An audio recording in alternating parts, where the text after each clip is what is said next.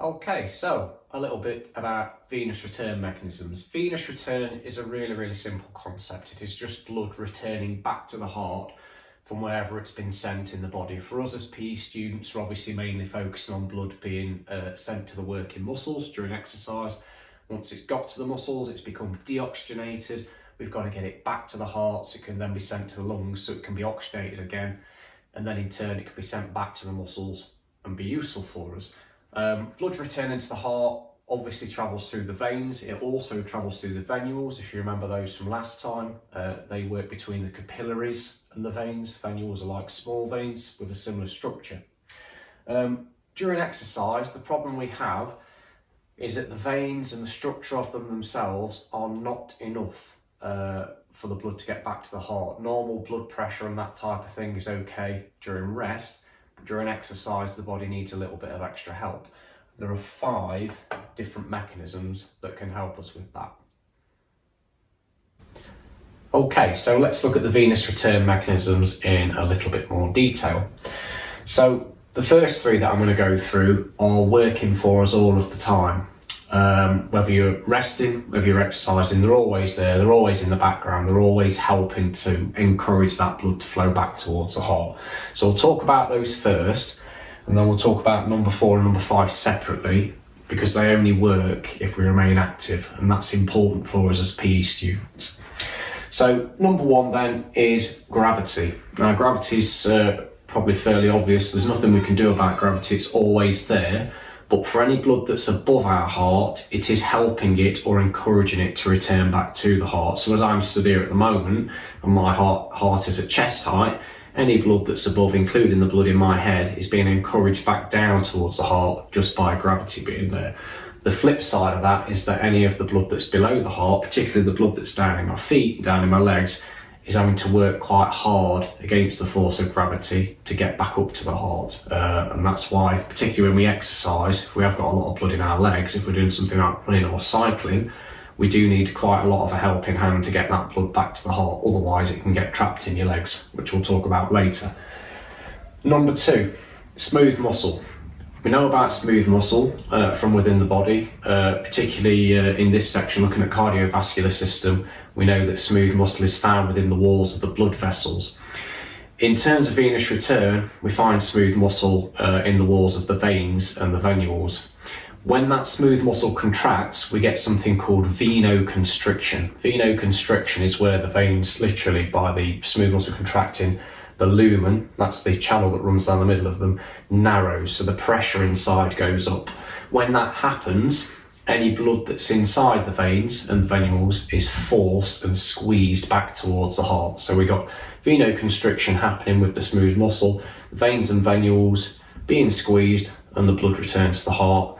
They then, at the end of that, they'll venodilate, they'll open back up, and what tends to happen is that happens in a wave. So a wave of venoconstriction moves down the veins and the venules, pushing blood along with it, and then they relax again. Then another wave of venoconstriction moves through again. So it's kind of pulsing through and helping the blood to go back towards the heart, or encouraging it to go back towards the heart. Working alongside that, you've got your pocket valves that you also find within your veins and your venules, and they are there to prevent backflow. So every time you've got that wave of pressure, that venoconstriction happening, and blood being forced past a pocket valve within a vein or a venule, that blood now is a step closer towards getting back to the heart. It cannot go back past that valve. Once it's gone back past that valve, another pressure wave will eventually arrive. That will push the blood a little bit further, perhaps through the next, past the next valve or the next few valves. And again, that blood is slowly making its way back towards the heart. So that's the first 3, gravity, smooth muscle, pocket valves, and they're working for us all of the time. Okay then, the next 2 mechanisms are slightly more interesting for us as PE students and relevant, because they only work if we are active. I'll talk more about that in a moment. We've got what's called respiratory pump and skeletal muscle pump. We'll start then with respiratory pump. And basically what happens with respiratory pump is as your chest cavity expands and contracts during normal breathing during exercise, that causes pressure changes within your thoracic cavity, within your chest cavity. And as a result of those pressure changes, all the veins and venules that run around or through the chest cavity are constantly being squeezed and then released and squeezed and released. Every time you take a breath in and that pressure goes up, that's causing forces within your chest cavity, and that is squeezing the blood back towards your heart. The faster you're breathing, or the more deeply you're breathing, so that's your respiratory rate and your tidal volume, if they go up, then the pressure changes are even more kind of profound, and that will squeeze even more blood back to the heart. Okay, we've then got skeletal muscle pump. Skeletal muscle pump is again fairly straightforward. As PE students, we're obviously always talking about working muscles and the muscles contracting and relaxing. And in very simple terms for us, what that means is any veins or venules that go through or around a skeletal muscle as it's contracting and relaxing are constantly being squeezed and released and squeezed and released. And this squeezing and releasing action as the muscles are contracting and relaxing, again, is just forcing that blood back towards the heart. Okay, so some of the final and important bits of information that we need to know, particularly about our respiratory pump and our skeletal muscle pump, as I've said before, is that they will only work, they'll only function if we remain active. Now, where we might run into issues with this is actually at the end of exercise. At the end of exercise, let's take somebody like an untrained performer. They may have been out on a cycle, or they may have gone out for a run or something like that. The temptation once we've done something like that, if we're untrained, or maybe even a trained person, is because we feel tired at the end of it, we're going to go and have a sit down or a lie down. If you've ever done that before, you'll know that when you then try to get back up, your legs can feel like lead. They can feel really heavy, they can feel really lifeless. The reason they feel heavy and lifeless is because they're actually still full of blood that's trapped down there from exercising. And that's something called blood pooling. That's where basically the blood gets trapped behind the pocket valves in the veins and the venules, particularly in the legs, and it cannot travel back to the heart. And the reason it can't travel back to the heart, if you've decided just to sit down at the end of exercise, is because your respiratory pump and your skeletal muscle pump are not working for you. They're not doing anything. So you're relying on gravity. Well, if you've got blood in your legs, gravity's working against you.